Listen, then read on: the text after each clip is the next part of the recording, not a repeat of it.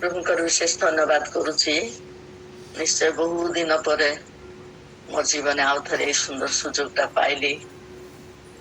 ଏଇ morning prayer ଅନୁଗ୍ରହ, ଦୟା ଆଉ ସେ ନିତ୍ୟ ନିରନ୍ତର ବୋଝର ଯୋଉ ଭଗ୍ନ ସ୍ଥାନରେ ଠିଆ ହୋଇ ପ୍ରତ୍ୟେକ ପ୍ରାର୍ଥନା କରୁଛନ୍ତି ପ୍ରତି ମୁହୂର୍ତ୍ତେ ଆନ୍ତରିକ ସହ ମୋର ଏଇ ଯୋଗ ପରିବାର ନିମନ୍ତେ, କ୍ଷୁଦ୍ର ନିମନ୍ତେ, ଏଥିପାଇଁ ମୁଁ ଚିରକୃତଜ୍ଞ। ପ୍ରୀତ ଈଶ୍ୱରଙ୍କୁ ଧନ୍ୟବାଦ ଦିଏ। ଆପଣ ମାନଙ୍କୁ ମଧ୍ୟ କୃତଜ୍ଞ ଧନ୍ୟବାଦ ଦେଉଛି। ଧନ୍ୟ ତାଙ୍କରି ନାମ। ନିଶ୍ଚୟ ବାକ୍ୟ କହିବା ଭିତରେ ମୋର ସେଇପରି ଜ୍ଞାନ ନାହିଁ, ହେଲେ ମଧ୍ୟ ପ୍ରଭୁ ତାଙ୍କରି ମୁଖ ନିର୍ଗତ ବାକ୍ୟ ଯାହା କିଛି ଦେଇଛନ୍ତି ସେଇ ସମସ୍ତରେ ସେ ମହିମାନ୍ବିତ ହୁଅନ୍ତୁ। ପ୍ରଭୁଙ୍କର ବାକ୍ୟ ଆମମାନଙ୍କ ଜୀବନରେ ଦେଖୁଛୁ। ଦ୍ଵିତୀୟ ବିବରଣ 28 ପର୍ବ ସେଇ ପ୍ରଥମ ପଦରେ ଲେଖା ଅଛି, ଆଜ୍ଞାବହ ତାର ଆଶୀର୍ବାଦ। ଇସ୍ରାଏଲ ଜାତି ମାନଙ୍କ ନିମନ୍ତେ ନିଶ୍ଚୟ ଛୋଟରୁ ବଡ ପର୍ଯ୍ୟନ୍ତ ଯେ ଯାକୁବର ସନ୍ତାନ ବୃହତ୍ ହେଇଛନ୍ତି, କ୍ଷୁଦ୍ର ସାଧାରଣ ସାମାନ୍ୟ ହେଇକି ଯୋଉ ଦୁର୍ଭିକ୍ଷ ସମୟ ଆସିଥିଲେ ତାଠାରୁ ବୃହତ୍ ହେଇଯାଇଥିଲେ। କିନାନେ ପହଞ୍ଚିବା ନିମନ୍ତେ ଯୋଉ ସମସ୍ତ ଆଶୀର୍ବାଦ ଅନୁଗ୍ରହ 40 ବର୍ଷ ଧରି ପ୍ରତିପାଳିତ କରି ସେମାନଙ୍କୁ ଯୋଉ ସମସ୍ତ ଦୟା ପ୍ରେମ ଅନୁଗ୍ରହ କରିକି ନେଇଥିଲେ, ସେଇ ବନ୍ଧନରୁ ଦାସତ୍ୱ ବନ୍ଧନରୁ ମୁକ୍ତ କରିବା ପାଇଁ ପ୍ରଭୁଙ୍କର ଯୋଉ ଦୟା, ଯୋଉ ମଙ୍ଗଳ ଦାନ ପିତୃ ପୁରୁଷଙ୍କ ଠାରେ ଅବ୍ରାହ୍ମଙ୍କ ଠାରେ ଯୋଉ ନିବେଦନ ଅନୁରୋଧ କରିଥିଲେ, ଯୋଉ ପ୍ରତିଜ୍ଞା କରିଥିଲେ, ସେମାନଙ୍କର ପ୍ରାର୍ଥନା, ସେମାନଙ୍କର ନିବେଦନ ଅନୁରୋଧ ପ୍ରଭୁ ଶୁଣିଥିଲେ। ଅବଶ୍ୟ ଅବାଧ୍ୟ, ଅବଶ୍ୟ ଅନେକଟା ପ୍ରଭୁଙ୍କର ସଦା ପ୍ରଭୁଙ୍କର ମନରେ କଷ୍ଟ ବାଧା, କିନ୍ତୁ ସେମାନଙ୍କ ନିମନ୍ତେ କେତେ ନା ଦୟା, କେତେ ନା ପ୍ରେମ କରିଛନ୍ତି। ଆମମାନେ ମଧ୍ୟ ଜଗତେ ଆଜି ଅଛୁ ସେଇ କିନାରେ ପ୍ରବେଶ କରିବା ନିମନ୍ତେ ଆମମାନଙ୍କର ଜୀବନରେ ମଧ୍ୟ ସେଇ ଅଗ୍ରସର ହେବାକୁ ପାରୁଛୁ। ସେଇ ଆଶା ଆକାଂକ୍ଷା ରହିଛି, ସେଇ କ୍ଷୁଧା ତୃଷା ରହିଛି, ସେଇ ଆତ୍ମିକ ଜିରୁସାଲମକୁ ଯିବା ନିମନ୍ତେ, ଦ୍ୱିତୀୟ ଆଗମନର ଭାଗୀ ହେବା ନିମନ୍ତେ। ଇସ୍ରାଏଲ ଜାତି ଯେପରି ଦାସତ୍ୱ ବନ୍ଧନରେ ଥିଲେ, ଆମମାନେ ମଧ୍ୟ ଜଗତର ପାପ, ମନ୍ଦ, ଯୋଗ୍ୟତା, ଦୁର୍ବଳତାର ବନ୍ଧନରେ ରହି ପ୍ରଭୁ ଯୀଶୁ ଜଗତକୁ ଆସିଛନ୍ତି ବୋଲି ଆମମାନେ ଜାଣି ଜୀବନେ ଜୀବନେ ଅନ୍ତରେ ଅନ୍ତରେ ପ୍ରଭୁ ଯୋଉ କାର୍ଯ୍ୟ କରୁଛନ୍ତି, ପରିତ୍ରାଣର ଆନନ୍ଦ ଦେଇକି ତାଙ୍କର ସେଇ ମୁକ୍ତି, ଯୋଉ ମୁକ୍ତି କି ଯୀଶୁ ଖ୍ରୀଷ୍ଟଙ୍କର ସେଇ କୃଷିୟ ମୃତ୍ୟୁରୁ ଗୁଣେ ଆମମାନେ ମୁକ୍ତି ପ୍ରାପ୍ତ ହେଇଛୁ, ସେଇ ପରିତ୍ରାଣ ପ୍ରାପ୍ତ ହୋଇ ଆମେ ତାଙ୍କରି ରକ୍ତରେ ଧୌତ ହୋଇ ଆମମାନଙ୍କର ଜୀବନକୁ ପ୍ରଭୁଙ୍କ ନିକଟରେ ସମର୍ପଣ କରି ଆସୁଛୁ। ଅବଶ୍ୟ ସେମାନଙ୍କର ଜୀବନେ 40 ବର୍ଷ ଧରି ସେମାନେ ଚାଲିଥିଲେ ଗୋଟିଏ ବସ୍ତ୍ରରେ ଆଉ ଗୋଟିଏ ଚପଲରେ। ସେମାନଙ୍କର ପାଦ ଫୁଲି ନାହିଁ, ତାଙ୍କର ଚପଲ ଛିଣ୍ଡି ନାହିଁ, ତାଙ୍କର ବସ୍ତ୍ର ମଳିନ ହେଇନାହିଁ। ଏଇପରି ଭାବେ ସେମାନଙ୍କର ଯାହା ଯାହା ପ୍ରয়োଜନ ଥିଲା ସେ ସମସ୍ତ ଯୋଗେଇକି ଏମାନେ ପ୍ରବେଶ କରିବାକୁ ଦେଇଥିଲେ। ସେଇ ବାକ୍ୟ ପୂର୍ଣ୍ଣ କରିଥିଲେ। ପିତୃପୁରୁଷଙ୍କ ଠାରେ ଯୋଉ ନିୟମ, ଯୋଉ ବିଧି ଦେଇଥିଲେ, ସେଇ ପ୍ରତିଜ୍ଞା ପୂର୍ଣ୍ଣ କରିଥିଲେ। ଆଜି ଆମମାନଙ୍କ ନିମନ୍ତେ ମଧ୍ୟ ସେଇ ଦ୍ୱିତୀୟ ଆଗମନର ଭାଗୀ ହେବା ନିମନ୍ତେ ଆମମାନେ ଅଗ୍ରସର ହେଇ ଆମମାନେ ସେଇ ରାସ୍ତାରେ ରହିଛୁ। ଏଥିପାଇଁ ଆମମାନେ ଏଇ ଯୋଉ ବାକ୍ୟ ଆମମାନଙ୍କ ନିମନ୍ତେ ପ୍ରତିଦିନ ସେ ଆତ୍ମିକ ଆହାର ହିସାବରେ, ସେ ମାନା ହିସାବରେ ପ୍ରଭୁ ଦେଉଛନ୍ତି। ପ୍ରତି ସମୟ, ପ୍ରତି ଅବସ୍ଥାରେ, ପ୍ରତିଦିନ ସେଇ କ୍ଷୁଧା ତୃଷା ନିବାରଣ କରିବା ନିମନ୍ତେ ସେଇ ଉତ୍ତମ ବାକ୍ୟ, ଉତ୍ତମ ଖାଦ୍ୟ ପ୍ରତିଦିନ ପ୍ରତ୍ୟେକଙ୍କର ମାଧ୍ୟମେ ପ୍ରଭୁ ଆମମାନଙ୍କୁ ପ୍ରକାଶ କରୁଛନ୍ତି। ଏଇ ବାକ୍ୟ ଦ୍ଵାରା, ଏଇ ବାଇବେଲ ଦ୍ଵାରା ଆଜି ଆମମାନେ ପଢିନଥିଲେ ମଧ୍ୟ, ଜାଣିନଥିଲେ ମଧ୍ୟ ତାଙ୍କରି ଭକ୍ତ ମାନେ, ତାଙ୍କରି ଦାସ ମାନେ, ତାଙ୍କର ମନୋନୀତ ସନ୍ତାନ ମାନେ ଆଜି ପଦେ ପଦେ ଆମମାନଙ୍କୁ ପ୍ରକାଶ କରି ଦଉଛନ୍ତି। ଆମେ ଦେଖୁଛୁ 28 ପର୍ବରେ ପ୍ରଥମ ପଦ ଆମେ ଦେଖୁ, ଆଜ୍ଞାବହତାର ଆଶୀର୍ବାଦ। ସେଇ ଆଜ୍ଞାବହତା ଲୋକମାନଙ୍କ ନିମନ୍ତେ କି କି ଆଶୀର୍ବାଦ ପ୍ରଭୁ କରିଛନ୍ତି ଆମେ ଅଳ୍ପ ଟିକେ ଦେଖିବା। ପ୍ରଭୁଙ୍କୁ ବିଶେଷ ଧନ୍ୟବାଦ କରୁଛି ଯେ ପାଇଛନ୍ତି, ସେ ଟିକେ ପଢିଦେବେ 28 ପର୍ବର 1 ପଦ। ମୁଁ ଆଜି ସଦା ପ୍ରଭୁ ତୁମ ପରମେଶ୍ୱରଙ୍କର ଯେ ଯେ ଆଜ୍ଞା ତୁମକୁ ଆଦେଶ କରୁଅଛି ସେ ସବୁ ମାନିବା ପାଇଁ ଓ କରିବା ପାଇଁ ଯେବେ ତୁମେ ତାହାଙ୍କ ରବରେ ଯତ୍ନପୂର୍ବକ କର୍ଣ୍ଣପାତ କରିବ ତେବେ ସଦାପ୍ରଭୁ ତୁମ ପରମେଶ୍ୱର ପୃଥିବୀସ୍ଥ ସମସ୍ତ ଦେଶୀୟ ଲୋକଙ୍କ ଅପେକ୍ଷା ତୁମକୁ ଶ୍ରେଷ୍ଠ କରିବେ। ଆମେନ୍, ହାଲେଲୁୟା।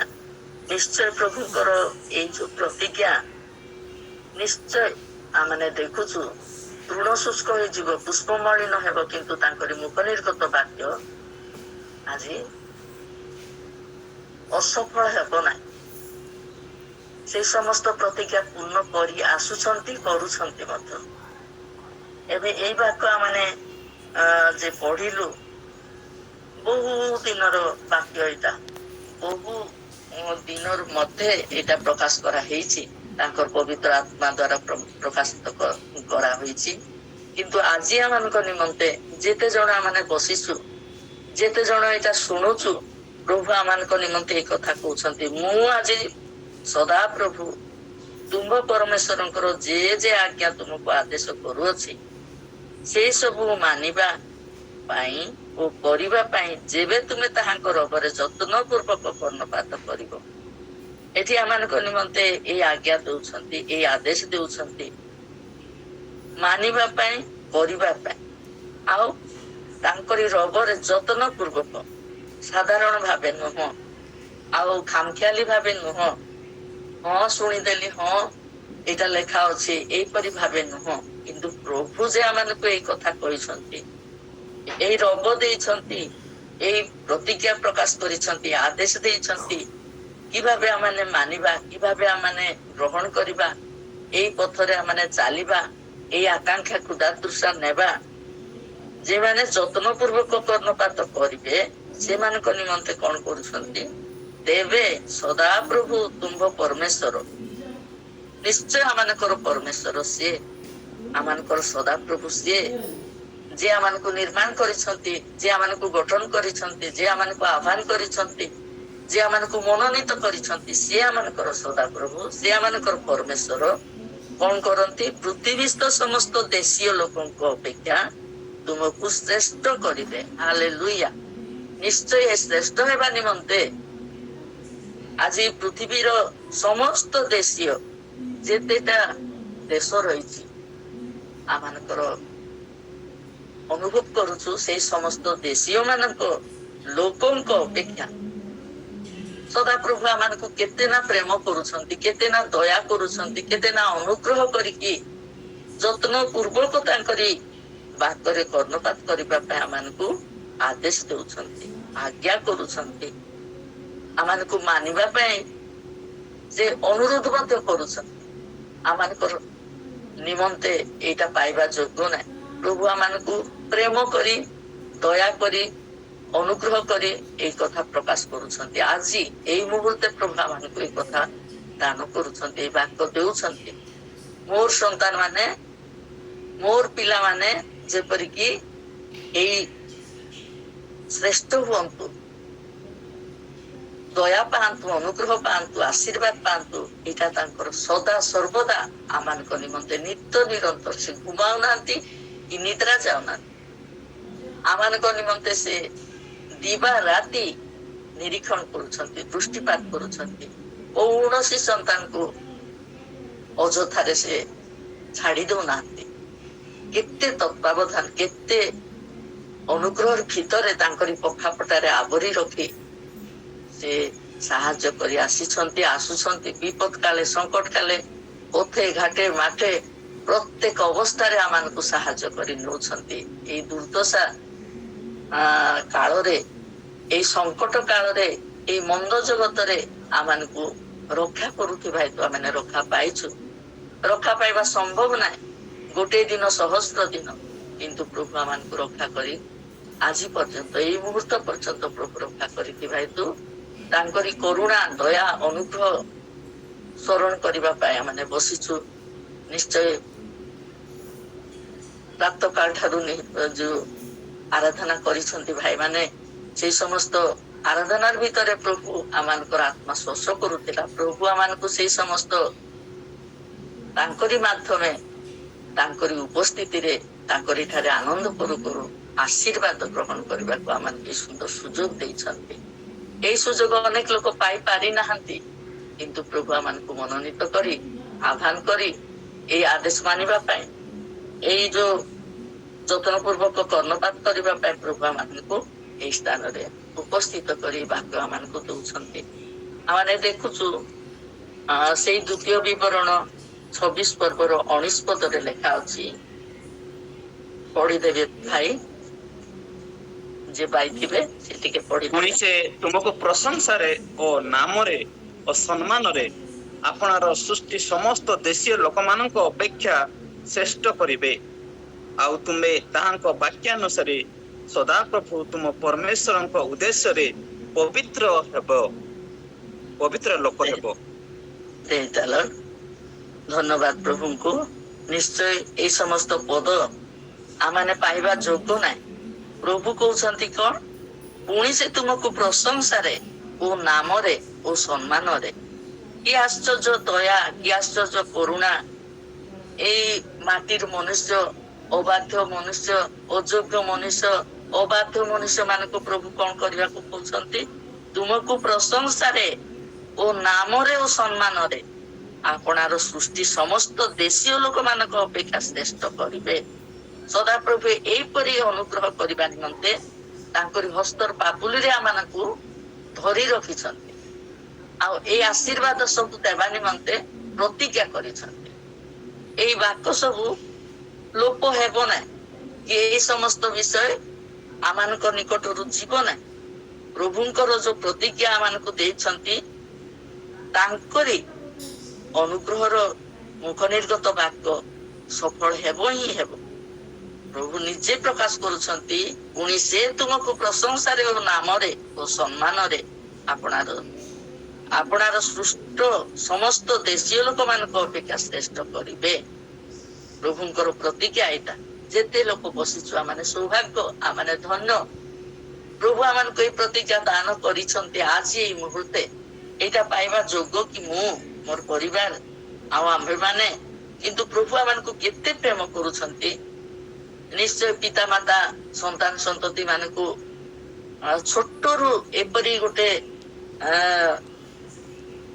ବଡ କରିବା ପର୍ଯ୍ୟନ୍ତ ତାଙ୍କର ଯୋଉ ଦାୟିତ୍ୱ, ସେଇ ପିଲାମାନେ ଯେପରିକି ଭଲ ହୁଅନ୍ତୁ, ଆଶୀର୍ବାଦ ପାଆନ୍ତୁ, ଅନୁଗ୍ରହ ପାଆନ୍ତୁ, ଆଉ ବଡ ହୁଅନ୍ତୁ, ଆଉ ଯୋଉ ସମସ୍ତ ଜ୍ଞାନରେ ପାଠରେ କି ପ୍ରଭୁଙ୍କର ଲାଇନରେ ମଧ୍ୟ ଯେପରିକି ପ୍ରଭୁରେ ବଢନ୍ତୁ।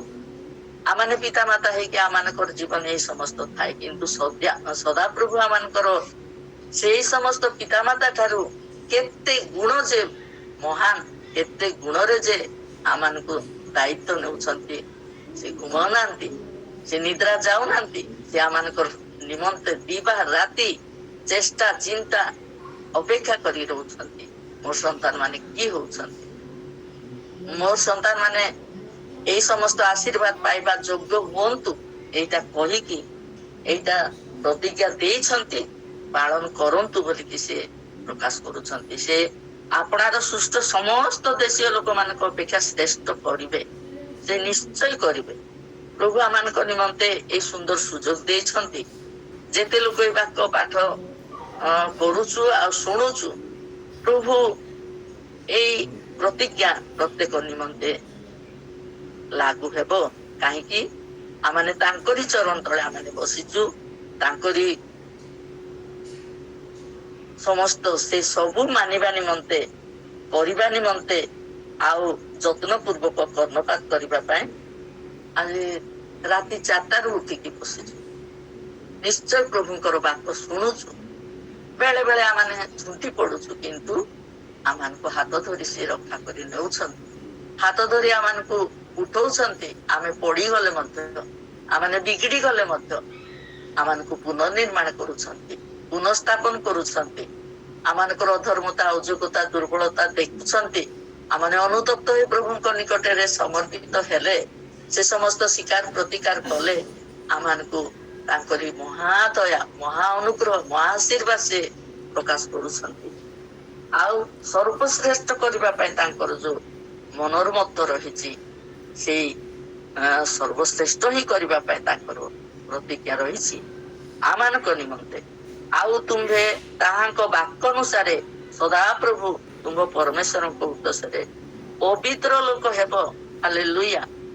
ଆମମାନଙ୍କର ଯୋଗ୍ୟତା କି, ଆମମାନଙ୍କର କାର୍ଯ୍ୟକଳାପ କି, ଆମମାନଙ୍କର ଆଚାର ଆଚରଣ କି, ଆମମାନେ ସେଇ ପବିତ୍ରତା ଉପଲବ୍ଧି କରିବା ନିମନ୍ତେ ପବିତ୍ର ଲୋକ ହେବ ବୋଲିକି ପ୍ରଭୁ ପ୍ରକାଶ କରୁଛନ୍ତି। ସଦାପ୍ରଭୁ ତୁମ ପରମେଶ୍ୱରଙ୍କ ଉଦ୍ଦେଶ୍ୟରେ ଆମମାନଙ୍କର ଜୀବନେ କୌଣସି ବିଷୟରେ ପବିତ୍ର ହେବା ପାଇଁ ଏଠି ପ୍ରକାଶିତ ହେଇନାହିଁ।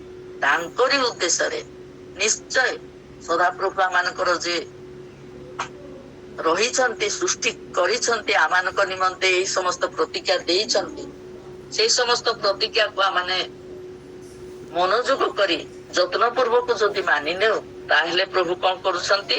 ତାଙ୍କରି ଉଦ୍ଦେଶ୍ୟରେ ପବିତ୍ର ଲୋକ ହେବ ବୋଲି କହିଛନ୍ତି।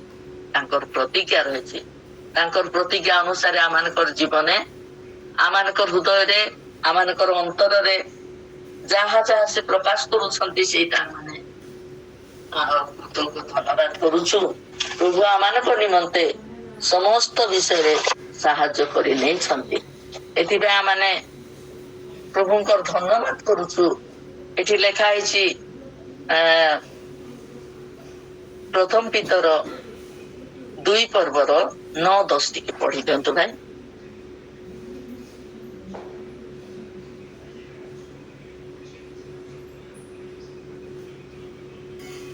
କିନ୍ତୁ ଯେ ତୁମମାନଙ୍କୁ ଅନ୍ଧାରରୁ ଆପଣ ଆଶ୍ଚର୍ଯ୍ୟ ଆଲୋକ ମଧ୍ୟକୁ ଆହ୍ୱାନ କରିଅଛନ୍ତି, ତୁମେମାନେ ଯେପରି ତାହାଙ୍କ ଗୁଣ କୀର୍ତ୍ତନ କର, ଏଥି ନିମନ୍ତେ ତୁମେମାନେ ଏକ ମନୋନୀତ ବଂଶ, ରାଜକୀୟ ଯାଜକ ବର୍ଗ, ପବିତ୍ର ଜାତି, ପୁଣି ଈଶ୍ୱରଙ୍କ ନିଜସ୍ୱ ପ୍ରଜା ହୋଇଅଛ। ପୂର୍ବରେ ତୁମେମାନେ ପ୍ରଜାବାଚ୍ୟ ନଥିଲ, କିନ୍ତୁ ଏବେ ଈଶ୍ୱରଙ୍କ ପ୍ରଜା ହୋଇଅଛ। ପୂର୍ବରେ ତୁମେମାନେ ଦୟା ପାଇ ନଥିଲ, ମାତ୍ର ଏବେ ଦୟା ପ୍ରାପ୍ତ ହୋଇଅଛ। ଆମେନ୍। ହାଲେଲୁୟା। ଧନ୍ୟବାଦ କରୁଛି। ଭାଇ ମଧ୍ୟ ସଙ୍ଗେ ସଙ୍ଗେ ପଢି ଦଉଛନ୍ତି, ସାହାଯ୍ୟ କରୁଛନ୍ତି। କୃତଜ୍ଞ ଧନ୍ୟବାଦ କରୁଛି। ପ୍ରଭୁ କହୁଛନ୍ତି, କିନ୍ତୁ ଯେ ତୁମ୍ଭମାନଙ୍କୁ ଅନ୍ଧକାରରୁ ଆପଣ ଆଶ୍ଚର୍ଯ୍ୟ ଆଲୋକ ମଧ୍ୟକୁ ଆହ୍ୱାନ କରିଅଛନ୍ତି। କିଏ କରିଛନ୍ତି ଆମମାନଙ୍କୁ? ଯୋଉ ସଦାପ୍ରଭୁ ଆମମାନଙ୍କର ଅଧର୍ମ କ୍ଷମା କରିଛନ୍ତି, ଆମମାନଙ୍କର ଅଧର୍ମ କ୍ଷମା କରିଛନ୍ତି, ରୋଗ ସୁସ୍ଥ କରିଛନ୍ତି, ପ୍ରାଣ ଦେଇ ପ୍ରାଣ କିଣିଛନ୍ତି। ସେଇ ଯୀଶୁ ଖ୍ରୀଷ୍ଟ ସେ ଆମମାନେ ଅନ୍ଧକାରରେ ଥିଲୁ, ଆମମାନେ ଜାଣିନଥିଲୁ। ମୁଁ ଗୋଟେ ଅଯୋଗ୍ୟ, ମୁଁ ଜାଣିନଥିଲି। ମୋର ସମସ୍ତ ଅଯୋଗ୍ୟତା, ଦୁର୍ବଳତା, ମୋର ପାପ ମନ୍ଦ ଛୋଟ ଅବସ୍ଥାରେ ମୁଁ ପ୍ରଭୁକୁ ଚିହ୍ନି ନଥିଲି, ଜାଣିନଥିଲି। ଅବଶ୍ୟ ଖ୍ରୀଷ୍ଟୀୟ ପରିବାରରେ ଥିଲେ ମଧ୍ୟ ପ୍ରଭୁ ଯେତେବେଳେ ମୁଁ ବିବାହ ହେଲା ପରେ ପ୍ରଭୁଙ୍କର ଏଇ ସମସ୍ତ ଦୟା, ପ୍ରେମ, ଅନୁଗ୍ରହ, ତାଙ୍କରି ଦାସ କନ୍ୟା, ତାଙ୍କରି ଭକ୍ତ ମାନେ ମସ୍ତକେ ହସ୍ତ ଦେଇ ଯୋଉ ପ୍ରାର୍ଥନା କରିଛନ୍ତି, ସେଇ ପ୍ରାର୍ଥନାରେ ଗୁଣେ ମୋର ଅନ୍ଧ ଚକ୍ଷୁ ଖୋଲିଗଲା। ମୋର ହୃଦୟ ନିଶ୍ଚୟ ଉନ୍ମୁକ୍ତ ହେଲା। ଆଉ ପାହାଚ ପରେ ପାହାଚ ପ୍ରଭୁ ମତେ ଏଇ ସମସ୍ତ ବାକ୍ୟ ଦେଖେଇ ଦେଇଛନ୍ତି, ଅନୁଭବ କରିବାକୁ ଦେଇଛନ୍ତି। କୃତଜ୍ଞ ଧନ୍ୟବାଦ କରୁଛି ସଦାପ୍ରଭୁଙ୍କ ନିକଟରେ। ପ୍ରଭୁଙ୍କର ଦୟା, ପ୍ରେମ, ଅନୁଗ୍ରହ ମୋର ଜୀବନେ ପ୍ରଭୁ ଦାନ କରିଛନ୍ତି। ମୁଁ ଅବଶ୍ୟ ପ୍ରଭୁଙ୍କର ଦୟାରୁ ଯୋଉ ଅନ୍ଧକାରରେ ଥିବା ଅବସ୍ଥାରେ ବିବାହ ଦିନ ହିଁ ଯେତେବେଳେ ପ୍ରାର୍ଥନା କରିଥିଲୁ ସ୍ୱାମୀ ସ୍ତ୍ରୀ, ସେଇ ଦିନ ଗୀତ ସଂହିତା 23 ପର୍ବ ଗୀତର ମାଧ୍ୟମରେ ଆମ ଆଜ୍ଞା ଗାଇଥିଲେ। ସେଇଟା ମୁଁ କେବେ ଶୁଣି ନାହିଁ, ଆଉ କେବେ ପଢି ମଧ୍ୟ ଥିବି କି ନଥିବି ସେଇଟା ମୋର ମନେ ନାହିଁ। କିନ୍ତୁ ସେଇ ଗୀତର ମାଧ୍ୟମରେ ଗାଇଥିବା ହେତୁ ସେଇଟା ଏବେ ମୋର ଜୀବନେ କେତେ ନା ଊର୍ଦ୍ଧ୍ୱସ୍ତରୀୟ ବାକ୍ୟ, ମହତୀୟ ବାକ୍ୟ, ଆଶ୍ଚର୍ଯ୍ୟ ବାକ୍ୟ, ଅନୁଗ୍ରହର ବାକ୍ୟ ମୁଁ ଅନୁଭବ କରିପାରୁଛି। ନିଶ୍ଚୟ ବିବାହ ପ୍ରଥମ ଦିନରେ ସେଇ ଗୀତ ଗାଇକି ଆମେ ପ୍ରାର୍ଥନା କରିଥିଲୁ। ସେ ପ୍ରାର୍ଥନା କରିବା ମଧ୍ୟ ମୁଁ ସେ ଜୀବନେ ଅନୁଭବ ମଧ୍ୟ ମୁଁ କରିନଥିଲି। କିନ୍ତୁ ଏବେ ସ୍ମରଣେ ଆସୁଛି, ଏବେ ଗଣନା କରିପାରୁଛି। ସଦାପ୍ରଭୁ ମୋର ପ୍ରତିପାଳକ, ମୋର ଅଭାବ ହେବାକୁ ଦେଇନାହାନ୍ତି କି ଦେବେ ନାହିଁ, ଆଜି ପର୍ଯ୍ୟନ୍ତ ଦେଇନାହାନ୍ତି। ସବୁ ପରିସ୍ଥିତିରେ ଉତ୍ଥାନ ପତନ ଭିତରେ ପ୍ରଭୁ ସାହାଯ୍ୟ କରି ଇସ୍ରାଏଲ ଜାତିକୁ ଯେ ଭାବେ 40 ବର୍ଷ ଧରି ସେମାନଙ୍କର ସମସ୍ତ ପରିସ୍ଥିତିରୁ ରକ୍ଷା କରି କରି କରି ଇନାନେ ପ୍ରବେଶ କରିବାକୁ ଦେଇଥିଲେ, ସେଇ ଅନୁସାରେ ମରି କ୍ଷୁଦ୍ର ଜୀବନେ ମଧ୍ୟ କେତେ ଉତ୍ଥାନ ପତନ ପ୍ରଭୁ ସାହାଯ୍ୟ କରିଛନ୍ତି। ଆଉ ଏଇ ଯୋଉ ଅନୁଗ୍ରହ ମର୍ଣ୍ଣିଂ ପ୍ରେୟରରେ ଯୁକ୍ତ କରିଛନ୍ତି, ପ୍ରତ୍ୟେକଙ୍କର ମିଳିତ ଆକାରରେ ସହଭାଗିତାରେ ଯୋଉ ସମସ୍ତ ବାକ୍ୟ ଖାଦ୍ୟ ସେଇ ମାନା ମୁଁ ପାଉଛି, ମୋର ପରିବାର ପାଉଛୁ, ଏଇଟା ଗୋଟେ ଗୌରବ ଯୁକ୍ତ, ଆଶୀର୍ବାଦ ଯୁକ୍ତ, ଅନୁଗ୍ରହ ଯୁକ୍ତ। ଅନ୍ଧକାରରେ ଥିଲୁ ଅବଶ୍ୟ, କିନ୍ତୁ ପ୍ରଭୁ ଆମମାନଙ୍କୁ କଣ କରିଛନ୍ତି? ଆଶ୍ଚର୍ଯ୍ୟ ଭାବେ, କିନ୍ତୁ ଯେ ତୁମ ମାନଙ୍କୁ ଅନ୍ଧକାରରୁ ଆପଣ ଆଶ୍ଚର୍ଯ୍ୟ ଆଲୋକ ମଧ୍ୟକୁ ଆହ୍ୱାନ କରିଅଛନ୍ତି, ତୁମ୍ଭେ ମାନେ ଯେପରି ତାହାଙ୍କ ଗୁଣ କୀର୍ତ୍ତନ କର, ଏ ନିମନ୍ତେ ତୁମେ ମାନେ ଏକ ମନୋନୀତ ବଂଶ, ହାଲେଲୁୟା, ରାଜକୀୟ ଯାଜକ ବର୍ଗ, ପବିତ୍ର ଜାତି, ପୁଣି ଈଶ୍ୱରଙ୍କ ନିଜସ୍ୱ ପ୍ରଜା ହୋଇଅଛ। ଧନ୍ୟବାଦ କରୁଛି ପ୍ରଭୁଙ୍କୁ, ଚିର କୃତଜ୍ଞ, ସର୍ବାନ୍ତକୃଣେ କୃତଜ୍ଞ ଧନ୍ୟବାଦ କରୁଛି। ସେଥି ଯୋଗୁ ହିଁ ଦାଉଦ ଭକ୍ତ ଲେଖିଛନ୍ତି, ହେ ମୋହର ମନ ସଦା ପ୍ରଭୁଙ୍କର ଧନ୍ୟବାଦ କର, ହେ ମୋହର ଅନ୍ତରସ୍ଥ ତାହାଙ୍କ ପବିତ୍ର ନାମ ଧନ୍ୟବାଦ କର। ତାଙ୍କର ମଙ୍ଗଳ ଦାନ ସବୁ ପାଶର ନାହିଁ। ସେ ଆମମାନଙ୍କର ଅଧର୍ମ କ୍ଷମା କରିଛନ୍ତି, ଆମମାନଙ୍କର ରୋଗ ସୁସ୍ଥ କରି ବିନାଶରୁ ମୁକ୍ତ କରି ସେ ଉତ୍ତମ ବସ୍ତୁ ଦେଇଛନ୍ତି, ଉତ୍ତମ ଆଶୀର୍ବାଦର ବାକ୍ୟ ଦେଇଛନ୍ତି, ଉତ୍ତମ ଆଶୀର୍ବାଦର ପରିବାର ଦେଇଛନ୍ତି, ଉତ୍ତମ ଆଶୀର୍ବାଦର ଏଇ ଗହଣ ଦେଇଛନ୍ତି। ଏଥିପାଇଁ ମୁଁ ଚିର କୃତଜ୍ଞ ଧନ୍ୟବାଦ କରୁଛି ପ୍ରଭୁ। ସେ ଅନ୍ଧକାରରୁ ମତେ, ମୋର ପରିବାରକୁ ଆଶ୍ଚର୍ଯ୍ୟ ଆଲୋକ ଆହ୍ୱାନ କରିଛନ୍ତି। ତାହାଙ୍କ ଗୁଣ କୀର୍ତ୍ତନ କରିବା କର୍ତ୍ତବ୍ୟ ମୋର ପରିବାରର। ତାଙ୍କର ଆଶୀର୍ବାଦ ଗଣନା କରିବା, ତାଙ୍କରି ମଙ୍ଗଳ ଦାନ ନ ପାସରିବା ମୋର କର୍ତ୍ତବ୍ୟ, ମୋର ପରିବାରର କର୍ତ୍ତବ୍ୟ। ଆମେ କରିପାରୁନୁ, କିନ୍ତୁ ପ୍ରଭୁ ଆମମାନଙ୍କୁ ଏପରି ଦୟା, ଏପରି ଅନୁଗ୍ରହ କରି ଏ ମୁହୂର୍ତ୍ତ ପର୍ଯ୍ୟନ୍ତ ଆପଣମାନଙ୍କ ସହିତ ତାଙ୍କର ଗୁଣ କୀର୍ତ୍ତନ କରିବାକୁ ଦଉଛନ୍ତି। ଆଉ କଣ କରିଛନ୍ତି? ଏକ ମନୋନୀତ ବଂଶ, ହାଲେଲୁୟା, ଯୋଉ ବଂଶରେ ଆଜି ଯୀଶୁ ଖ୍ରୀଷ୍ଟ ଆସିଥିଲେ, ସେ ଯୀଶୁ ଖ୍ରୀଷ୍ଟଙ୍କର ବଂଶ, ତାଙ୍କରି ବଂଶରେ ଆମମାନଙ୍କୁ ମନୋନୀତ କରିଦେଇଛନ୍ତି। ରାଜକୀୟ ଯାଜକ ବର୍ଗ, ଏଇଟା କି ସାଧାରଣ ବାକ୍ୟ, ସାଧାରଣ କଥା, ସାଧାରଣ ବିଷୟ ନୁହଁ। ରାଜକୀୟ ଯାଜକ ବର୍ଗ, ଏଇଟା ଜଗତ ପକ୍ଷେ ଅସମ୍ଭବ, ମୋର ପରିବାର ପକ୍ଷେ ଅସମ୍ଭବ, କିନ୍ତୁ ସେ ଭଗ୍ନ ସ୍ଥାନରେ ପ୍ରାର୍ଥନା କରୁଛନ୍ତି। ଆପଣ ମାନେ ଯେତେ ଭକ୍ତ ମାନେ ପ୍ରାର୍ଥନା କରୁଛନ୍ତି, ତାଙ୍କର ସାଧୁ ଭକ୍ତ ଆଉ ଯେତେ ତାଙ୍କରି ଦାସ ଦାସୀ ମାନେ ଅନୁରୋଧ କରୁଛନ୍ତି, ସେଇ ପ୍ରାର୍ଥନାର ଗୁଣେ ପ୍ରଭୁ କଣ କରୁଛନ୍ତି?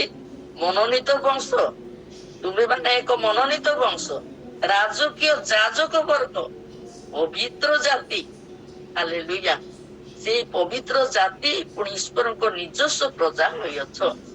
ଧନ୍ୟବାଦ କରୁଛି ପ୍ରଭୁଙ୍କ ଚରଣ ତଳେ। ଏଇ ପଦ ପାଇବା ପାଇଁ ମୁଁ ଯୋଗ୍ୟ ନୁହେଁ, ମୋର ପରିବାର ଯୋଗ୍ୟ ନୁହେଁ, କିନ୍ତୁ ଆଜି ପ୍ରଭୁ ଏଇ କଥା ମୋର ପରିବାରକୁ ଦଉଛନ୍ତି। ଆଜି ମର୍ଣ୍ଣିଂ ପ୍ରେୟର ପ୍ରତ୍ୟେକ ସନ୍ତାନ ସନ୍ତତି, ପ୍ରତ୍ୟେକ ପରିବାରକୁ ଏଇ କଥା ପ୍ରକାଶ କରୁଛନ୍ତି। ଆମମାନଙ୍କୁ ମନୋନୀତ ବଂଶ କରିଛନ୍ତି, ରାଜକୀୟ ଯାଜକ ବର୍ଗ କରିଛନ୍ତି, ଆଉ ପବିତ୍ର ଜାତି, ପୁଣି ଈଶ୍ୱରଙ୍କ ନିଜସ୍ୱ ପ୍ରଜା ହୋଇଅଛ ବୋଲି କହିଦେଇଛନ୍ତି। ଆମମାନଙ୍କୁ ନିର୍ଦ୍ଧାରିତ କରିଦେଇଛନ୍ତି। ଏଟା ହେବ ବୋଲି କହିନାହାନ୍ତି। ନିଜସ୍ୱ ପ୍ରଜା ହୋଇଅଛ, ଈଶ୍ୱରଙ୍କର ନିଜସ୍ୱ ପ୍ରଜା କରି ସେ ଆମମାନଙ୍କୁ ତାଙ୍କରି ଆବୃତ ସ୍ଥଳରେ, ତାଙ୍କରି ଆବୃତ ଯେ ସ୍ଥାନରେ ସେ ରଖିଛନ୍ତି।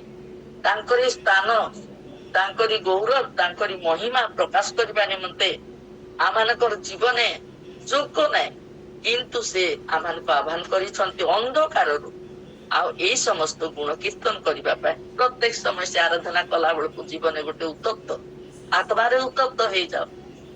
ଗୀତ ସାରୁ ସାରୁ ଆମମାନଙ୍କର ବୀରେନ ଭାଇ ଭଲ କଥା କୁହନ୍ତି, ଗୀତ ମଧ୍ୟ ଗୋଟେ ଗାଆନ୍ତି, ଆଉ ବାକ୍ୟ ସରୁ ସରୁ ଗୀତ ମଧ୍ୟ ପଦେ ଗାଆନ୍ତି।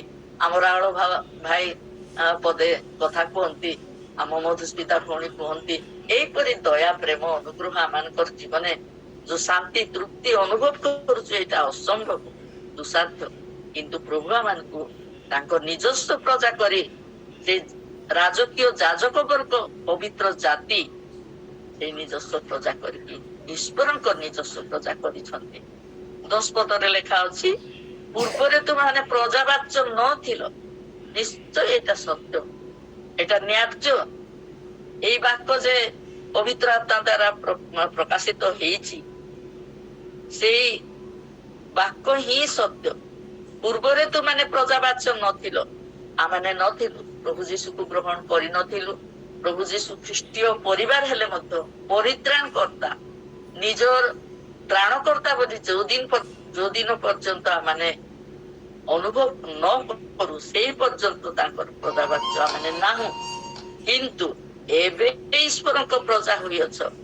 ପ୍ରଭୁ ଆମମାନଙ୍କୁ ସେଇ ଦୟା, ପ୍ରେମ, ଅନୁଗ୍ରହ ପ୍ରଦାନ କରିଛନ୍ତି, ଆଉ ତାଙ୍କରି ଈଶ୍ୱରଙ୍କ ପ୍ରଜା କରିଛନ୍ତି, ନିଜସ୍ୱ ପ୍ରଜା କରିଛନ୍ତି, ହୋଇଅଛ। ପୂର୍ବରେ ତୁମେ ଦୟା ପାଇନଥିଲ। ଅବଶ୍ୟ ଆମମାନଙ୍କର ଅଯୋଗ୍ୟତା, ଦୁର୍ବଳତା, ଅଧର୍ମତା ଯୋଗୁ ଆମେ ଦୟା ପାଇନଥିଲେ ମଧ୍ୟ ପ୍ରଭୁ ଆମମାନଙ୍କୁ ରକ୍ଷା କରି ଆଣୁଛନ୍ତି। କିନ୍ତୁ ଏବେ ଆମେ ଯେ ଅନୁଭବ କରୁଛୁ, ଗୋଟେ ବିଷୟ, ଗୋଟେ ପ୍ରଭୁଙ୍କର ଅବାଧ୍ୟ କି ପ୍ରଭୁଙ୍କର ଯୋଉ ବିଧି ବିଧାନ ଚାଲୁ ନ ପାରିଲେ, ସେତେବେଳେ ଆମମାନଙ୍କର ଜୀବନେ ବିବେକ ଦୋଷୀ କରେ।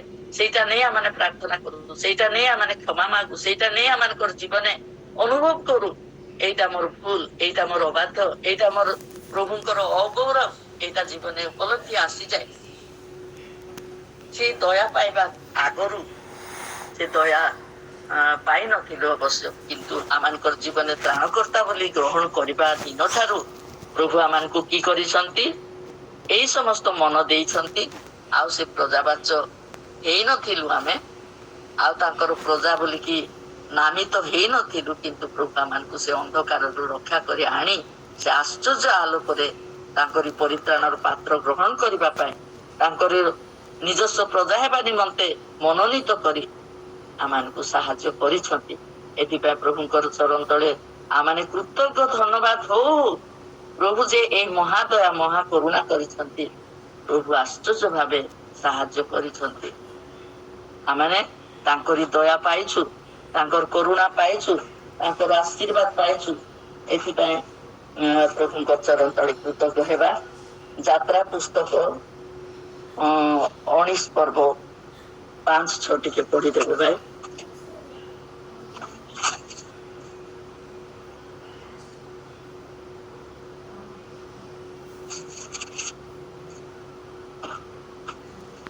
ଏବେ ତୁମେମାନେ ଯେବେ ଆମ ରୋଗରେ ମନୋଯୋଗ କରିବ ଓ ଆମ ନିୟମ ପାଳନ କରିବ, ତେବେ ତୁମେମାନେ ସମସ୍ତ ଲୋକଙ୍କ ଅପେକ୍ଷା ଆମ ନିଜର ସଞ୍ଚିତ ଧନ ହେବ, କାରଣ ସମସ୍ତ ପୃଥିବୀ ଆମ୍ବର। ପୁଣି ତୁମେମାନେ ଆମ ନିମନ୍ତେ ଯାଜକ ମାନଙ୍କର ଏକ ରାଜବଂଶ ଓ ଏକ ପବିତ୍ର ଗୋଷ୍ଠୀ ହେବ। ଏହି ସବୁ କଥା ତୁମେ ଇସ୍ରାଏଲ ସନ୍ତାନ ମାନଙ୍କୁ କୁହ। ଆମେନ୍, ହାଲେଲୁୟା। ଏଠି ମଧ୍ୟ କୁହା ହେଇଛି, ଏବେ ତୁମେ ଯେବେ ଆମ ରୋଗରେ ମନୋଯୋଗ କରିବ ଓ ଆମ ନିୟମ ପାଳନ କରିବ, ତେବେ ତୁମେ ସମସ୍ତ ଲୋକଙ୍କ ଅପେକ୍ଷା ଆମର ନିଜର ସଞ୍ଚିତ ଧନ ହେବ। ଏଇଟା ଗୋଟେ ଆଶ୍ଚର୍ଯ୍ୟ କରୁଣା। ସଞ୍ଚିତ ଧନ ମାନେ ଜାଣୁ ବ୍ୟାଙ୍କରେ ଆମେ କିଭାବେ ସଞ୍ଚିତ କରିଥାଉ। ଆମେ ସେଇ ସଞ୍ଚିତ ଅମାରେ ଆମେ ବର୍ଷକୁ ଥରେ ଚାଷ କରୁ, ଆଉ ଧାନ କାଟିକି ଆଣୁ, ଅମାରେ ସଞ୍ଚୟ କରୁ ସାରା ବର୍ଷ ନିମନ୍ତେ। ଆମମାନଙ୍କର କୌଣସି ଅଭାବ ହୁଏ ନାହିଁ। ଯେମାନେ ଜମି ଚାଷ କରୁଛନ୍ତି ସେମାନେ ଅନୁଭବ କରିଛନ୍ତି ଯେ ସାରା ବର୍ଷ ନିମନ୍ତେ ସେଇ ଚାଷ ଜମିରୁ ଧାନ ଆଣିକି ଅମାରେ ସଞ୍ଚୟ କରି ନିର୍ବିଘ୍ନ ଭାବେ ସାରା ବର୍ଷ ସେମାନେ ଖାଦ୍ୟ ପାଏ। ସେମାନଙ୍କର କୌଣସି ଟେନସନ ନାହିଁ। ସାରା ବର୍ଷ ସେଇ ଅମାରର ସଞ୍ଚୟ ଧାନ ଚାଉଳ କରିକି ସେମାନେ ସାରା ବର୍ଷ ଖାଆନ୍ତି। ଏଇ ଅନୁସାରେ ପ୍ରଭୁ ଆମମାନଙ୍କୁ କଣ କରିଛନ୍ତି, ପ୍ରଭୁଙ୍କର ଦୟା, ପ୍ରଭୁଙ୍କର କରୁଣା ମାନେ ଦେଖୁ 4 ପଦରେ ଆମେ ଟିକେ ଦେଖିବା। ଆମେ ମିଶ୍ରୀୟ ମାନଙ୍କ ପ୍ରତି ଯାହା କଲୁ ଓ ତୁମମାନଙ୍କୁ କି ରୂପେ ଉତ୍କର୍ଷ ପକ୍ଷୀର ପକ୍ଷରେ ବହି ଆପଣା ନିକଟକୁ ଆଣିଲୁ, ତାହା ତୁମେ ଦେଖିଅଛ। ନିଶ୍ଚୟ ଇସ୍ରାଏଲ ଜାତିକୁ ଯୋଉ ଭାବେ ମିଶ୍ରୀୟ ମାନଙ୍କ ଠାରୁ ସେ 10ଟି ଆଘାତ ମିଶ୍ରୀୟ ମାନଙ୍କ ନିମନ୍ତେ ଥିଲା, ଗୋଟିଏ ଆଘାତ ମଧ୍ୟ ସେମାନଙ୍କୁ ଯାଇନା।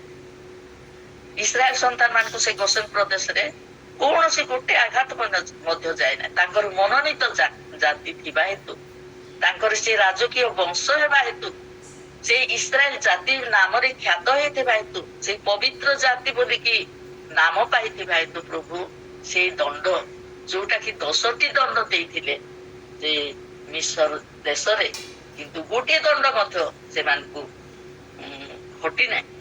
ଆଉ ଉତ୍କର୍ଷ ପକ୍ଷୀର ପକ୍ଷରେ ବହି ଆପଣା ନିକଟକୁ ଆଣିଲୁ, ତାହା ତୁମେ ମାନେ ଦେଖିଅଛ। ଅବଶ୍ୟ ଆମେ ମାନେ ମଧ୍ୟ ଏଇ ଜଗତରେ ପ୍ରଭୁ ଆମମାନଙ୍କୁ କିଭାବେ ବହନ କରି ସମସ୍ତ ପରୀକ୍ଷା ପ୍ରଲୋଭନ, ସମସ୍ତ ପାପ ମନ୍ଦ ଅସାର ଜଗତରେ ଆମମାନଙ୍କୁ କିଭାବେ ରକ୍ଷା କରି ଆଣୁଛନ୍ତି, ନେଉଛନ୍ତି, ଆମେ ମଧ୍ୟ ଅନୁଭବ କରୁଛୁ। ସେଇ କାଳରେ ଇସ୍ରାଏଲ ଜାତି ମାନେ ଅନୁଭବ କରିଥିଲେ। ଆମେ ଏବେ ଆତ୍ମିକ ଇସ୍ରାଏଲ, ପ୍ରଭୁ ଆମମାନଙ୍କୁ ସେଇ ଆଶୀର୍ବାଦର ଅଂଶୀ କରି ତାଙ୍କରି ଚରଣ ତଳେ ତାଙ୍କରି ନିକଟବର୍ତ୍ତୀ ହେବା ପାଇଁ ପ୍ରଭୁ ଆମମାନଙ୍କୁ ଦେଉଛନ୍ତି। ଆଉ ସମସ୍ତ ପରିସ୍ଥିତିରୁ ରକ୍ଷା କରି ସେଇ ଉତ୍କର୍ଷ ପକ୍ଷୀ ନ୍ୟାୟ ଆମମାନଙ୍କୁ ଆବରି ନେଉଛନ୍ତି। ସେ ଆତ୍ମାରେ ଉତ୍କର୍ଷ ପକ୍ଷୀ ନ୍ୟାୟ ସେ ସହବର୍ତ୍ତୀ ହଉଛନ୍ତି, ସାହାଯ୍ୟ କରୁଛନ୍ତି। ଏବେ ସେ ସାହାଯ୍ୟକାରୀ ଆତ୍ମା ଆମମାନଙ୍କ ଠାରେ ପ୍ରଭୁ ଦେଇଥିବା ହେତୁ ନିଶ୍ଚୟ ପ୍ରଭୁ ଯୀଶୁ ସ୍ୱର୍ଗାରୋହଣ କଲେ, କିନ୍ତୁ ସେ ପବିତ୍ର ଆତ୍ମାକୁ ଆମମାନଙ୍କ ନିମନ୍ତେ ଦେଇଛନ୍ତି। ସେଇ ପବିତ୍ର ଆତ୍ମା ଦ୍ଵାରା ଆମମାନଙ୍କୁ ସମସ୍ତ ବିଷୟରୁ ଯେ ଜାଣିବ, ଦେଖିବ, ଶୁଣିବ, ମୁଁ ସେଇ ପବିତ୍ର ଆତ୍ମାକୁ ପଠାଇବି ବୋଲିକି ପ୍ରଭୁ ଯୀଶୁ କହିକି ଯାଇଛନ୍ତି।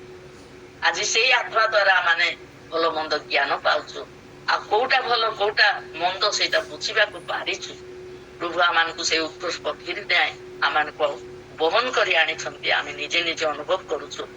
ଆଉ ଯେବେ ଆମର ହବ ମନୋଯୋଗ କରିବ ଓ ଆମ୍ଭ ନିୟମ ପାଳନ କରିବ, ତେବେ ତୁମେ ମାନେ ସମସ୍ତ ଲୋକଙ୍କ ଅପେକ୍ଷା ଆମ୍ଭ ନିଜର ସଞ୍ଚିତ ଧନ ହେବ।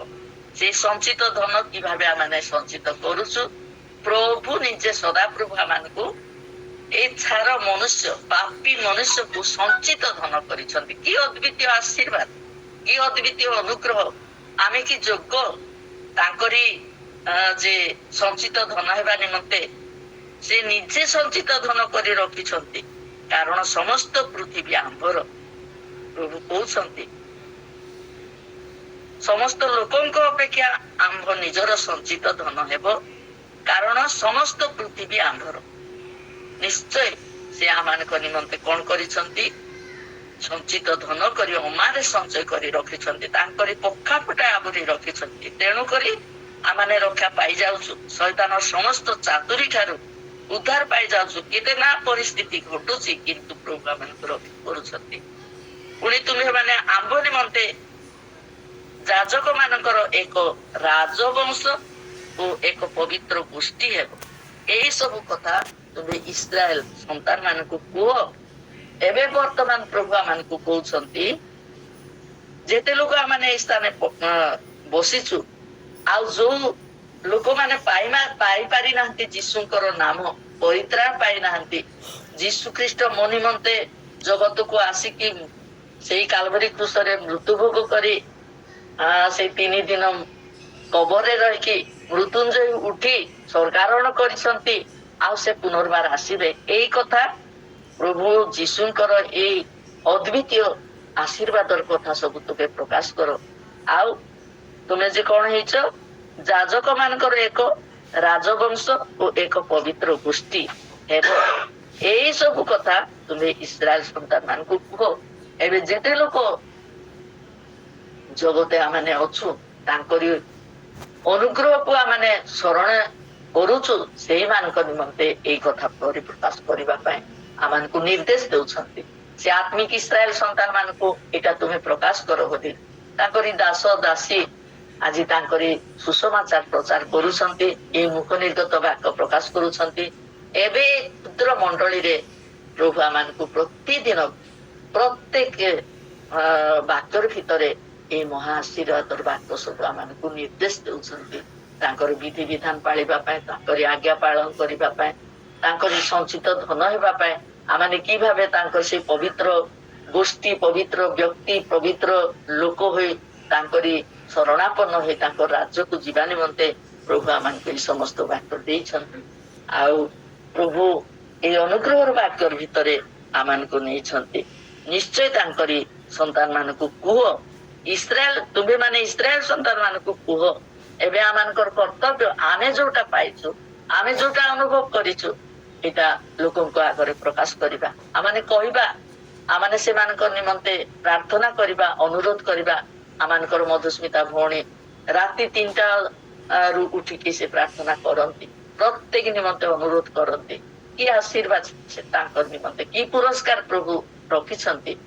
ଏବେ ଯେତେ ଭାଇ ମାନେ ମଧ୍ୟ, ଭଉଣୀ ମାନେ ମଧ୍ୟ ଏଥିରେ ଯୋଗ ଦେଇ ଯୋଉ ସମସ୍ତ ପ୍ରାର୍ଥନା କରୁଛନ୍ତି, ତତ୍ତ୍ୱାବଧାନ କରୁଛନ୍ତି, ସେମାନଙ୍କର ପୁରସ୍କାର ରହିଛି।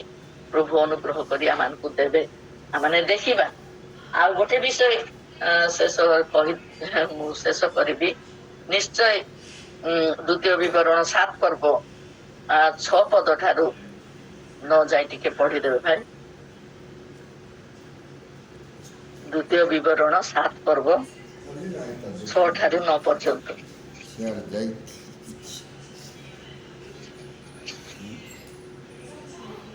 କାରଣ ତୁମେ ସଦାପ୍ରଭୁ ତୁମ ପରମେଶ୍ୱରଙ୍କ ପବିତ୍ର ଲୋକ ଅଟ। ପୃଥିବୀସ୍ଥ ସମସ୍ତ ଗୋଷ୍ଠୀର ତୁମକୁ ଆପଣାର ସଞ୍ଚିତ ଧନ କରିବା ନିମନ୍ତେ ସଦାପ୍ରଭୁ ତୁମ ପରମେଶ୍ୱର ତୁମକୁ ମନୋନୀତ କରିଅଛନ୍ତି। ତୁମେ ମାନେ ଅନ୍ୟ ଲୋକଙ୍କ ଅପେକ୍ଷା ଅଧିକ ସଂଖ୍ୟକ ଥିଲ ବୋଲି ସଦାପ୍ରଭୁ ତୁମମାନଙ୍କ ଉପରେ ସ୍ନେହ ରଖିଲେ ନାହିଁ କି ତୁମମାନଙ୍କୁ ମନୋନୀତ କଲେ ନାହିଁ, କାରଣ ତୁମେ ମାନେ ସମସ୍ତ ଲୋକଙ୍କ ଅପେକ୍ଷା ଅଳ୍ପ ସଂଖ୍ୟକ ଥିଲ। ମାତ୍ର ସଦାପ୍ରଭୁ ତୁମମାନଙ୍କୁ ସ୍ନେହ କରିବାରୁ ଓ ତୁମମାନଙ୍କ ପୂର୍ବପୁରୁଷ ମାନଙ୍କ ନିକଟରେ ସେ ଯେଉଁ ଶପଥ କରିଥିଲେ ତାହା ପ୍ରତିପାଳନ କରିବାକୁ ଇଚ୍ଛୁକ ହେବାରୁ ସଦାପ୍ରଭୁ ବଳବାନ ହସ୍ତ ଦ୍ୱାରା ତୁମମାନଙ୍କୁ ବାହାର କରି ଆଣିଅଛନ୍ତି ଓ ଦାସ୍ୟ ଗୃହରୁ ମିଶରର ରାଜା ଫାରୋଙ୍କ ହସ୍ତରୁ ତୁମମାନଙ୍କୁ ମୁକ୍ତ କରିଅଛନ୍ତି। ଏହେତୁ ଜାଣ ଯେ ସଦାପ୍ରଭୁ ତୁମ ପରମେଶ୍ୱର, କେବଳ ସେ ପରମେଶ୍ୱର, ସେ ବିଶ୍ୱସନୀୟ ପରମେଶ୍ୱର। ଯେଉଁମାନେ ତାହାଙ୍କୁ ପ୍ରେମ କରନ୍ତି ଓ ତାହାଙ୍କ ଆଜ୍ଞା ପାଳନ କରନ୍ତି, ସେମାନଙ୍କ ପକ୍ଷରେ ସେ ସହସ୍ର ପୁରୁଷ ପର୍ଯ୍ୟନ୍ତ ନିୟମ ଓ ଦୟା ରକ୍ଷା କରନ୍ତି। ପୁଣି ଯେଉଁମାନେ ଘୃଣା କରନ୍ତି, ନାଇଁ 9 ପର୍ଯ୍ୟନ୍ତ ପ୍ରଭୁଙ୍କର ଏଇଠି ମଧ୍ୟ ଯୋଉ ପ୍ରତିଜ୍ଞା ରଖିଛନ୍ତି ପ୍ରଭୁ, ଏଇ 7 ପର୍ବର 6 ଠାରୁ 9 ପର୍ଯ୍ୟନ୍ତ ଯୋଉ କଥା, ଯୋଉ ବାକ୍ୟ ପଢିଲେ ଭାଇ, କୃତଜ୍ଞ ହଉଛି ପ୍ରଭୁଙ୍କ ନିକଟରେ। କାରଣ ତୁମ୍ଭେ ସଦାପ୍ରଭୁ ତୁମ ପରମେଶ୍ୱରଙ୍କ ପବିତ୍ର ଲୋକ ଅଟ। ସେ ନିର୍ଦ୍ଧାରିତ କରିଦେଇଛନ୍ତି ତୁମେ ମାନେ କଣ ପବିତ୍ର ଲୋକ ଅଟ। ସଦାପ୍ରଭୁଙ୍କର ତୁମ ପରମେଶ୍ୱରଙ୍କର ପବିତ୍ର ଲୋକ ଅଟ। ପୃଥିବୀସ୍ଥ ସମସ୍ତ ଗୋଷ୍ଠୀରୁ ତୁମ୍ଭକୁ ଆପଣାର ସଞ୍ଚିତ ଧନ କରିବା ନିମନ୍ତେ ସଦାପ୍ରଭୁ ତୁମ ପରମେଶ୍ୱର ତୁମକୁ ମନୋନୀତ କରିଅଛନ୍ତି। ଏଇଟା କି ଆମମାନଙ୍କର ଜୀବନରେ ଅନୁଭବ କରିପାରିଛୁ? ଆମମାନଙ୍କର ଜୀବନ ଏଇଟା କି ଉପଲବ୍ଧି କରିପାରିଛୁ? କେତେ ଜଣ ଆମମାନଙ୍କର ଜୀବନରେ ଏଇ ଅନୁଭୂତି ଆସିଛି? ଆମମାନେ ତାଙ୍କରି ସଞ୍ଚିତ ଧନ ବୋଲି ତାଙ୍କରି ପଖାପଟାରେ ଆମମାନେ ଆଶ୍ରିତ ହଉଛୁ। ସେଇ ନୋହର ଜାହାଜ ଯେପରିକି ସମସ୍ତ ପଶୁ ପକ୍ଷୀ ସମସ୍ତେ ଯାଇକି ଆଶ୍ରୟ ନେଇଥିଲେ ଆଉ ରକ୍ଷା ପାଇଥିଲେ। ଆଜି ତାଙ୍କରି ସଞ୍ଚିତ ଧନ ହୋଇକି ଆମେ ରକ୍ଷା ପାଇବା, ଏଇଟା ପ୍ରତ୍ୟେକର ଜୀବନ ଅନୁଭୂତି ଆବଶ୍ୟକ। ଆଉ ସେଇ ଆଶୀର୍ବାଦର ମୁଖ ନିର୍ଗତ ବାକ୍ୟ ଯେ ପ୍ରଭୁ ଆମମାନଙ୍କୁ କାର୍ଯ୍ୟରେ ପରିଣତ କରନ୍ତୁ, ଏଇଟା ଆମେ ପ୍ରାର୍ଥନା କରୁଥିବା। ତୁମେ ମାନେ ଅନ୍ୟ ଲୋକଙ୍କ ଅପେକ୍ଷା ଅଧିକ ସଂଖ୍ୟକ ଥିଲ ବୋଲି ସଦାପ୍ରଭୁ ତୁମମାନଙ୍କ ଉପରେ ସ୍ନେହ ରଖିଲେ ନାହିଁ। ଏଇଟା ବାସ୍ତବ। ଆମମାନଙ୍କର ଜୀବନରେ କୌଣସି ଯୋଗ୍ୟତା ଉତ୍ତମତା ଦେଖି ନାହାନ୍ତି। ଆମମାନେ ପାପରେ ଜର୍ଜରିତ ଥିଲୁ, ଆମମାନେ ଅବାଧ୍ୟ ଥିଲୁ, ଅନ୍ଧକାରରେ ଥିଲୁ, ଆମମାନଙ୍କର କୌଣସି ଉତ୍ତମତା ନଥିଲା।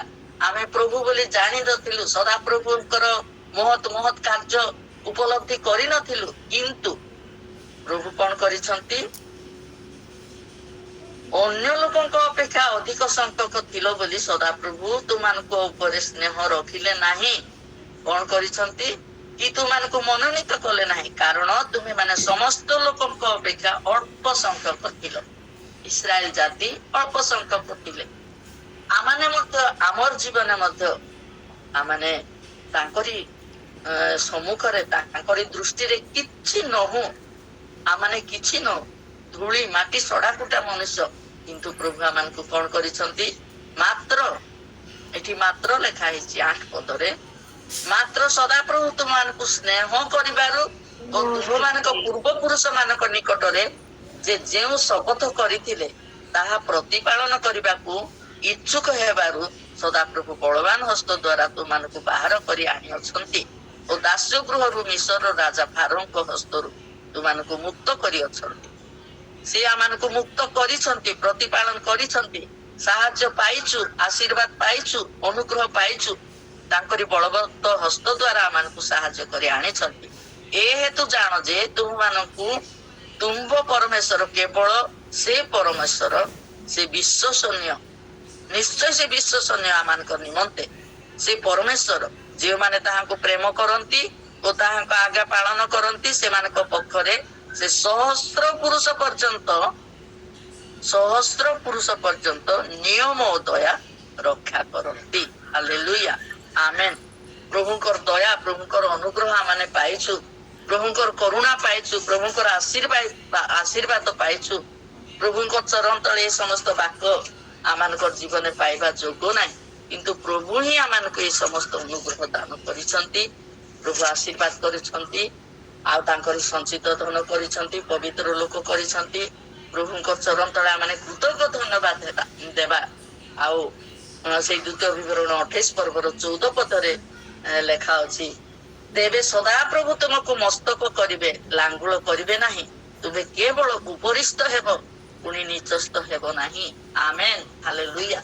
ପ୍ରଭୁଙ୍କର ପ୍ରତିଜ୍ଞା ଏଇଟା ଆମମାନଙ୍କ ନିମନ୍ତେ। ଆମେ ନିରାଶ ହେବା ନାହିଁ, ହତାଶ ହେବା ନାହିଁ। ବେଳେ ବେଳେ ଆମମାନଙ୍କର ଜୀବନରେ ହତାଶ ନିରାଶ ହେଇଯାଉ, କିନ୍ତୁ ଯୋଉ ବାକ୍ୟ ପ୍ରଭୁ ଆମମାନଙ୍କୁ ପ୍ରତିଦିନ ଦଉଛନ୍ତି, ସେ ଆତ୍ମିକ ଆହାର, ଆତ୍ମିକ ଖାଦ୍ୟ, ସେ ମାନା ସ୍ୱରୂପ ଆମମାନଙ୍କର ଜୀବନରେ ପରିତୃପ୍ତ କରୁଛନ୍ତି। ସେଇ ପ୍ରାନ୍ତରରେ ଯୋଉ ପଥରରେ ଜଳ ଆମମାନଙ୍କୁ କଢାଇ ଦଉଛନ୍ତି, ଆଉ ସେ ନିର୍ଝର ଆମମାନଙ୍କୁ ଯେ ଦାନ କରୁଥିବା ହେତୁ ଆମମାନେ ସେଇ ସମସ୍ତ ବାକ୍ୟ ଶୁଣୁ ଶୁଣୁ ଆମମାନଙ୍କର ଜୀବନରେ ଗୋଟେ ଆଶୀର୍ବାଦର ଯେ ଉତ୍ସାହ ଆସିଯାଏ। କେବଳ ମାତ୍ର ତାଙ୍କରି ଦୟା ପ୍ରେମ ଅନୁଗ୍ରହ ପାଇଛୁ। ଏଠି ଲେଖା ଅଛି, ସଦାପ୍ରଭୁ ତୁମକୁ ମସ୍ତକ କରିବେ, ଲାଙ୍ଗୁଳ କରିବେ ନାହିଁ।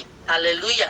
ତାଙ୍କରି ଲୋକମାନଙ୍କୁ, ତାଙ୍କରି ସନ୍ତାନ ମାନଙ୍କୁ, ତାଙ୍କରି ନିକଟବର୍ତ୍ତୀ ହେବା ଲୋକମାନଙ୍କୁ ଏବେ ଯେତେ ଲୋକ ସାକ୍ଷ୍ୟ ଦଉଛନ୍ତି ଏଇ ମର୍ଣ୍ଣିଂ ପ୍ରେରେ, ସମସ୍ତଙ୍କର ସାକ୍ଷର ଭିତରେ ପ୍ରଭୁଙ୍କର ଅନୁଗ୍ରହ ରହିଛି, ପ୍ରଭୁଙ୍କର ଦୟା ରହିଛି, ପ୍ରଭୁଙ୍କର କରୁଣା ରହିଛି, ତାଙ୍କରି ଉପସ୍ଥିତି ରହିଛି, ଆଉ ତାଙ୍କର ଆଶୀର୍ବାଦ ମଧ୍ୟ ରହିଛି। ସେ ସଞ୍ଚିତ ଧନ କରି ରଖିଛନ୍ତି ଆମମାନଙ୍କୁ।